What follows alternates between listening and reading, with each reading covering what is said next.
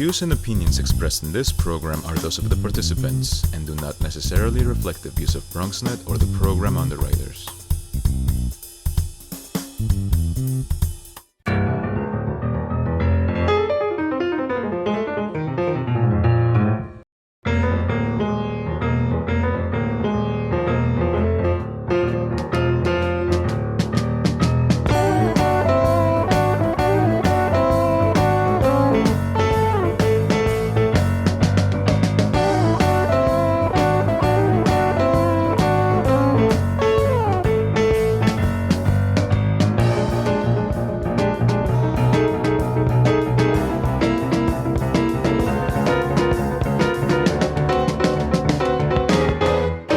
Good evening. Welcome to BronxTalk.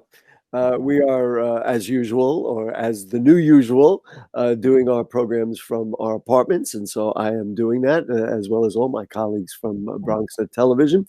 And this evening, what I thought we would do, because so many people are talking about it, and a lot of people don't have firsthand information about it, is talk about the remote learning program. When the city started closing down all the schools, they were very aggressive about putting in place a remote learning program.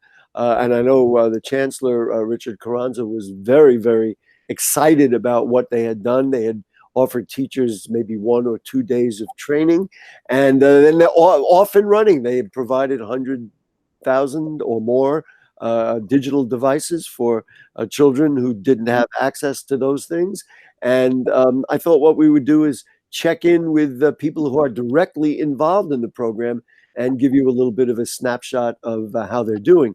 Obviously, this is not everybody, and everybody's got different things to say about how the program is doing. But for the people who are with us, we'll hear from them. We'll just introduce everybody who's with us. Normally, as people who've watched the show for all these 25, 26 years, we normally only have 2 guests, but the digital age and this new way of doing things gives us the opportunity to have more people involved. And so I am thrilled to welcome Jennifer Privitera, who is at the Thomas Giordano Middle School 45. We will mention, and we're very proud of that, she is one of 3 current New York State finalists for the Presidential Award for Excellence in Math and Science Teaching. Congratulations for that, and welcome, Jennifer. Nice to have you with us. Hi, thank you so much for having me and for that lovely introduction. There you go. And also, let's see, we have Melissa Velazquez with us, who runs a program called JustaBXmom, but she is more than just a Bronx mom to Misa. And nice to see both Melissa and Misa. Nice to have you with us. Thank you for having us. Right. Okay. And then also we have, let's see, it is Jenny Dela Cruz, and her niece, Jalen Santos, is with us. Nice to have you with us. Jalen attends Bronx Early College Academy. We should mention that Misa is a first grader as well. But nice to have you with us, both Jenny and Jalen. How are you doing today? You guys all right? Thank you for having us. We're great. Great. Okay, let's start with you, Ms. Privitera. Talk to me about the training you received and what the Department of Education told you going into this period of time where we were going to have a remote learning in the New York City public schools. Right. So that was the initial challenge, was just the quick turnaround time. We found out on a Sunday that schools were going to close, and we found out that we would have a quote unquote snow day that Monday. And then Tuesday, Wednesday, Thursday, it was into the school buildings to train. We really didn't know. We didn't have a plan in place. So those of us in our school building who were apt in technology helped to train the other teachers on Google Classroom, on Zoom, on all different platforms in order to provide some sort of plan for the school. We met by content areas, and we just sat together and just developed a 15-day plan because we weren't sure how long this was going to last. And we just sat, and for 8 hours for 3 days, we sat together and just developed a plan that we felt would make the most sense for our students for the time being. And the goal then was that each teacher would run a class. Now, I remember to my middle school days, and maybe Jalen will weigh in on that a little later, that you went from class to class. So you were the math teacher. Do the students do that, or are you in charge of a group of students literally for the whole day? Seems rather incredible to me that you'd be kind of moving from class to class. Describe, the process of how that works. Right. So when we're normally in our building, the students move from class to class and have a period schedule, an 8-period schedule, and it's different every day and they have to keep up with it. But now that we've moved to remote learning, I think the initial goal was to try to follow that same schedule so that students can have that consistency and know that at 10 o'clock we had math and 10:45 we had science. But I think we realized pretty soon into that we were going to have to move to a more asynchronous route because students are not able to be on the computer or devices at that very time. Sometimes they're sharing devices among siblings and parents. And so we had to be a little bit more flexible in our expectations for timing.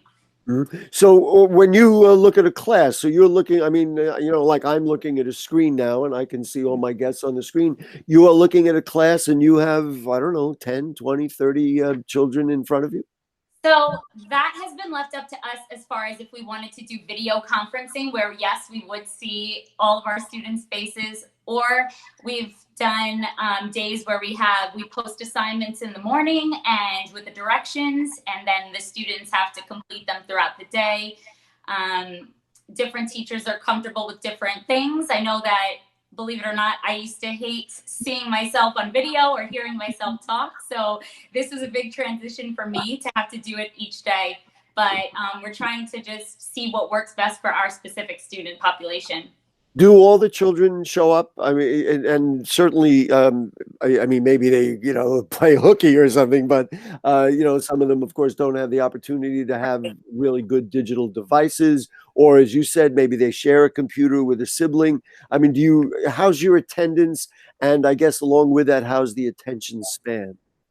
That's a good question about the attention span. We've tried to make our assignments a little bit more doable, being that this is a different format.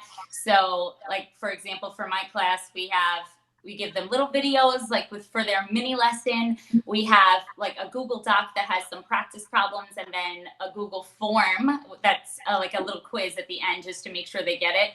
So that would be like much less work than if we were in a classroom for 45 minutes and able to have that engagement. But in my class, I have to say I'm very lucky. I've had anywhere between 80 and 98% participation from day to day. Wow. It's kind of dwindled a little bit over the past couple of days since students were thinking that they were going to be off these past 2 days. But other than that, I've been pretty lucky with student participation. And we're going to bring the parents and children in a second, but problems, things that you're concerned about. I mean, are the kids learning? I mean, I'm sure the personal contact, I have to believe it's better. It's a better situation. But do you think the kids are getting it and are able to say, well, I didn't have the same school year, but I am getting somewhat of an education? I do believe they're learning, but I think that whole motivation and engagement factor is definitely suffering a little bit. I'm in grad school and I'm taking grad school classes remotely right now. So I'm like kind of experiencing it on the student end as well. And even as an adult learner, it's hard for me to stay engaged and motivated online. So I can only imagine for our younger students. Right. And then the final question before we start going to parents, goals and expectations for the end of the year, or we're just going one day at a time? Let's get through April and then we'll talk about May and June. So as far as the New York City schools, we just found out that the buildings will be closed up and at least until April 29th. I'm trying to just take it day by day, to be honest, because if I think long term, it kind of makes me sad. I love teaching. I love being with my students and in the building and engaging with them. And so this has definitely taken a toll on all of our spirits. I think it's taken a toll on everybody's spirits for a lot of reasons. Let's go to Melissa Velazquez and Misa. Nice to have you both with us. let's start with you, Melissa. How's it been for you getting Misa, I guess, in front of she's in first grade, and these are obviously, every grade is important, but these are very important formative years. How is it getting her in front of a computer and learning? What's it been like? I think for us, every time I really think about this and I take time to reflect, I realize that we came from a place of privilege in this because Misa's had her own laptop. So she's familiar with being on a device. She's always done extra work outside of school with things like education.com, other online programs. So this wasn't brand new to her. She also is right now performing above grade level. So some of the stuff, not having a teacher sitting by her really drilling it into her isn't as difficult for her as it is for other students. So we've been really fortunate in the sense of, it was an easy transition for us. The hardest part for us, I think, is the social aspects of it. She's an only child. So right now she's stuck at home with just mommy, and the academic side she's gotten down, but we're trying to do more virtual play dates and keep in touch. But when you don't have that connection, she goes to school really far from us. So it's not like her friends are in our neighborhood that we could even we see them outside. So I don't have contact with all of her friends' parents.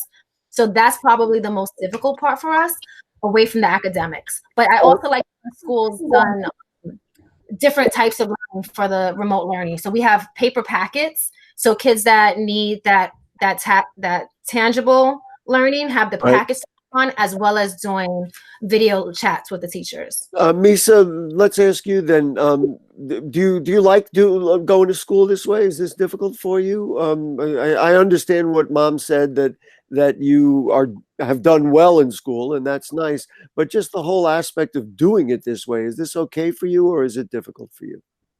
It is okay for me. Okay. Now, do you miss your friends?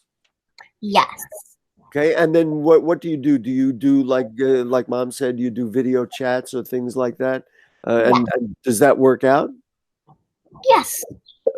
Okay. What's your favorite thing about learning this way, and what is the least favorite thing? Let's start with your favorite thing. My favorite thing about learning this way, I get all my work done super early. That's right, because you do it in class, it's on the computer, and you can just get it done. Do you sit at the computer all day, or do you sit for just a couple of hours? How does that work? I sit on the computer for just a couple of hours. Mm-hmm. And then what is your least favorite part about doing this or learning in this way? I really miss my friends. I want to see my friends. Yeah, I guess in the long run, we'll have to have questions about social development and how maybe in the long term, how it has or has not impacted. Let's go across to Jenny De La Cruz and Jalen. Nice to see you folks. Jenny, just to talk about your situation. You work with a number of children, don't you? More than just Jalen, right? Yeah, so I'm actually part of the Mental Health Awareness Project, where we do workshops in schools and in different communities. And I have a lot of experience dealing with elementary school all the way to adults. So now that we're doing this social distancing, it's been difficult for us to conduct the workshops physically and having interactive and opening conversations about mental health and how to take care of each other. And now I have to do everything remotely from the house. So that gives me the opportunity to be able to assist my sister, who is one of those essential workers that has to go out and work. And I'm able to stay at home, and the days that she's not here, and able to take over the load of, because there's three of them. So there's a 4-year-old. Yeah, so there's a 4-year-old, a 10-year-old, and then Jalen, who's 13. So you can imagine that the coursework is very different for each of them. And the 4-year-old, absolutely, she hates it because she's like, where's my teacher? Where's Miss Bruno? Where are my friends? This is not school. And then just trying to get her into that mindset of having to sit with us with the computer and trying to do her work online and printing out the worksheet. For her, she doesn't have that connection, this is school. And let's just address one thing. So you deal with the 3 children of 3 different ages. Do they each have their own device to work on, or do you trade off? In other words, there's one laptop or one computer, so then they trade off. Just explain how you manage that. And you and your sister have my deepest respect, certainly for her being a frontline responder. That's one thing, but even just dealing with this in this way, tremendous respect for you. So each of them, we're blessed that we have devices. Each of them have a device. For my 10-year-old niece, her school provides her with a Chromebook, so she already had that laptop prior to the whole social distancing. But for example, Jalen was able to use one of my spare computers that she's using for her classes right now. Mm-hmm. Jalen, go ahead. The little one has a tablet that she's able to. Yes. And what is your sense from other children who are in their classes? Are they doing okay, or do you get the sense that some are kind of struggling with it, potentially either because there isn't sufficient Wi-Fi or the devices are not available? I feel like some kids struggle, or like some students struggle during like technology because some parents don't know that much to help their child. So it's not as much as a knowledge base for parents, and the two young ladies here are fortunate that they do have elders who are able to help them. Jalen, how's it going? You learning anything? Is it the same? Is it different? Explain what it's like. It's a little weird because we don't get to have, like, we're not with our teachers. We don't get to interact with them. So we just have to do it remotely, and we have to like learn online. Mm-hmm. Give me an example of something like that you're doing in class. Seems almost funny to say that you're doing in class that either you like or don't like. Just give me a sense of, even talk specifically about coursework that you're learning about. Like, for instance, I would be in my ELA class, and we're learning about figurative languages right now because we're revisiting what we have learned in school. Like, let's say a student doesn't get the topic, we will have to revisit the whole thing since we can't interact with one another in person or like go to that one student. I see. So that's a very interesting point. So let's say you understand it, but one of your classmates does not understand it. Do they have the opportunity to raise their hand or say, "Hey, teach, could you help me out?" Yeah, Google Meet does provide that. When you log in, like how does your day go? Do you log in like a school day at 8 o'clock or 9 o'clock in the morning, and then everybody's sitting around a class? And as I had asked Ms. Privitera, do you go from class to class, or you stay with one group and one teacher through the day? I have a schedule, and my schedule starts from 9, and we have like breaks in between, but we do switch different classes. Is it more difficult to sit at home and learn that way than it is to be in a classroom? I mean, is it a challenge, do you think? It is a challenge, but at the same time, I can manage because like I've experienced this before. When you say you've experienced it, what do you mean?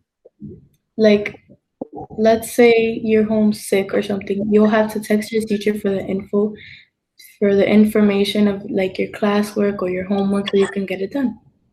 We all know that, Jalen, that many students, I mean, the two girls who are here are really seem to have very good leadership and very good mentorship. I know that you probably know of children in the class who are not as fortunate as you are. Are you concerned about them? Do you see that, gee whiz, they're not quite getting it, or they're not able to focus and those kinds of things? Yes, sometimes I do feel like they need a little extra boost, but the schools provide them with laptops or tablets for us to learn online, and the teachers do like go into little meetings with those kids that don't understand after class. I want to ask you basically the same thing that I asked Misa about, and that is your interaction with your friends. Let's see, you're 13 years old. You're in 7th grade. Is that what you are? Yeah. So that's a very important time to make friends and begin to build relationships. Are you able to interact with your friends and in this very difficult time, not only in school but otherwise? I mean, has it been a challenge, and do you kind of miss that? I do miss seeing my friends, but at the same time, I have an electronic device, so I just call them or talk to them if I ever want to talk to my friends. Do you do it all day and all night? Well, not during school, I'm sure. Mom is going, All right. Well, listen, let's go back to Ms. Privitera. What did you hear that you like, and what concerns as a teacher? Well, I guess we're going to ask you to play principal and chancellor. What do you hear here that you say, wow, maybe we can do more of X, Y, or Z? Well, I really like that I'm hearing that students are making it work. They're making it work for them. Like if they have devices that they need to share, they're sharing them. If they have devices on their own, they're developing a schedule for themselves that it's working for them. What I wish we could do more is have that interaction, because I feel like that's what they're missing most. Just trying to get the timing down as far as like when students are available to have that face-to-face interaction, because at this point, even though the teachers are waking up at our normal time and starting our day at our normal time, we can't guarantee that our students are not like taking the opportunity to sleep in and start their work later on their schedule. So just getting that timing down so that we can still have that interaction while engaging them in the learning is something that I think we could be a little bit better with.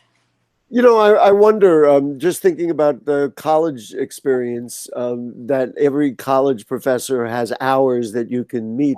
I wonder, I'm just thinking out loud, I just wonder if maybe a teacher could say, okay, well, you know, whatever, after school or at 2 o'clock in the afternoon, students who want individuals, or you maybe identify a student who I think, you know, that student really didn't understand that, and then say, you know what, why don't you spend an extra 5 or 10 minutes with me, and kind of artificially create that personal interaction that, frankly, both of the children had said that they were concerned about.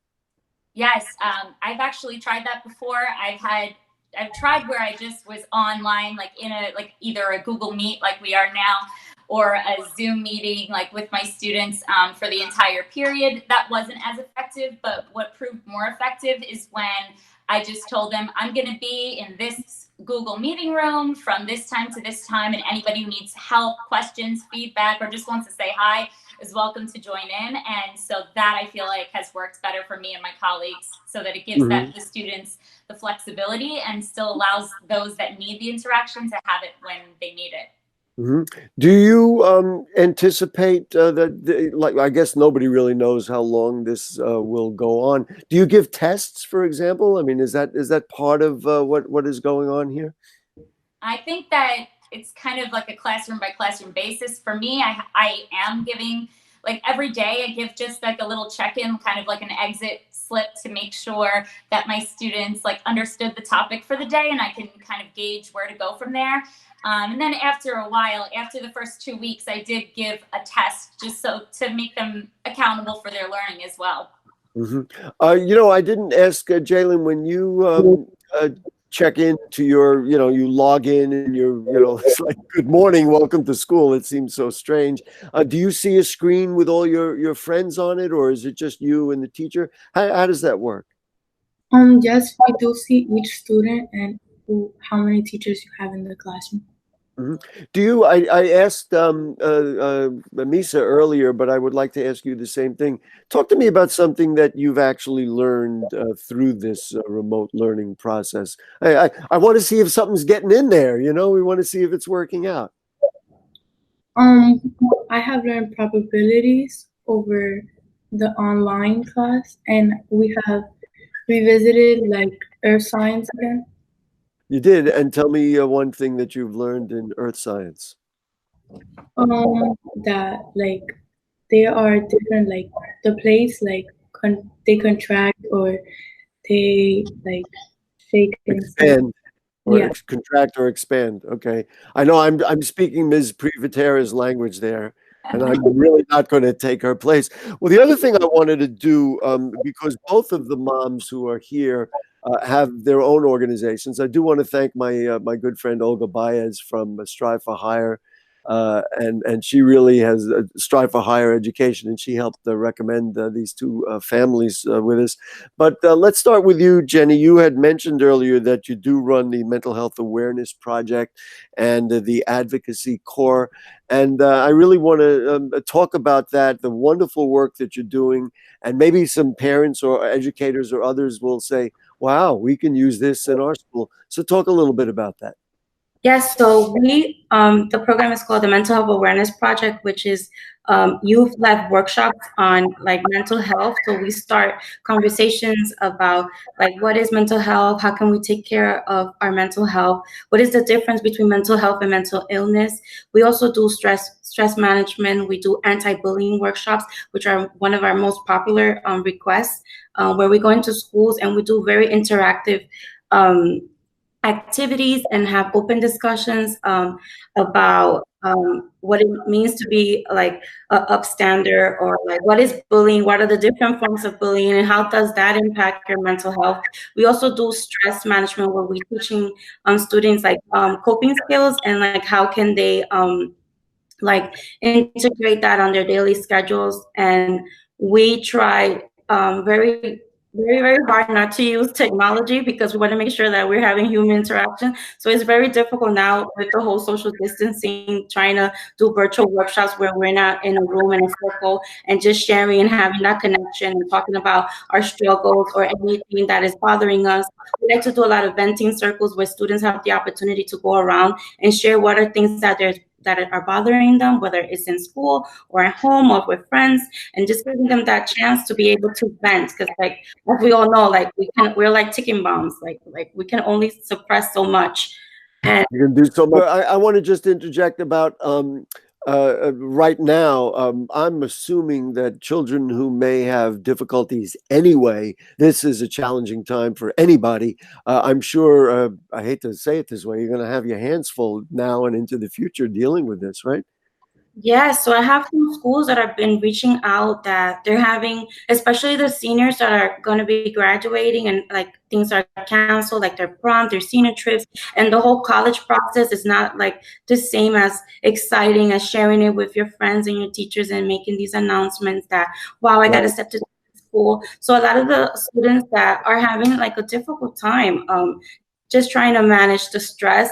And many students who are already struggling at school, this online, just adding this whole online component is just making things even a little worse. And I can talk from my middle niece that she was already struggling in school, and having this platform for her to do her classwork is just so hard. Like we've been sitting down with her even more like than we were before. So you can imagine how frustrating it is for her to feel like, wow, I'm not getting it. Is there something wrong with me? But it's just like the different learning styles, just it makes a difference. I while you were talking, I saw Ms. Privitera nodding her head because she understands it. I also want to talk about Just the Bronx Mom and Melissa and Misa. Melissa, you're more than just the Bronx Mom. You're doing great. But just very quickly, we got about a minute. Why don't you just tell me about your organization, and for anybody who wants to get that resource?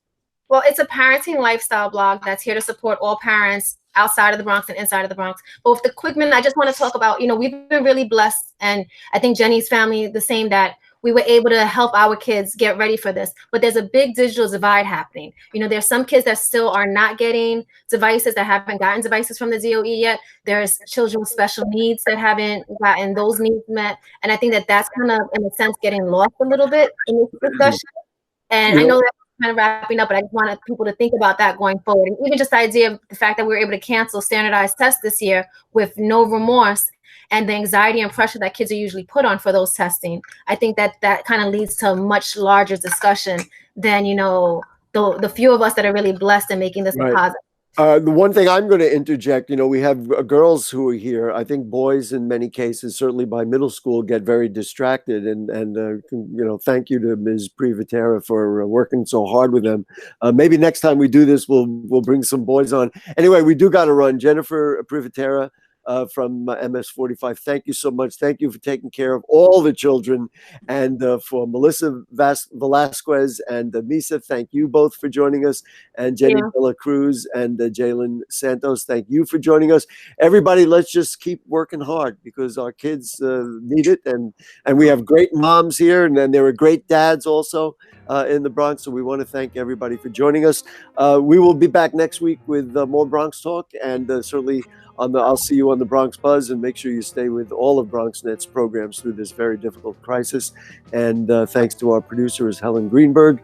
And also, I do want to again thank Olga Baez from Strive for Higher Ed, because she helped us put the program together.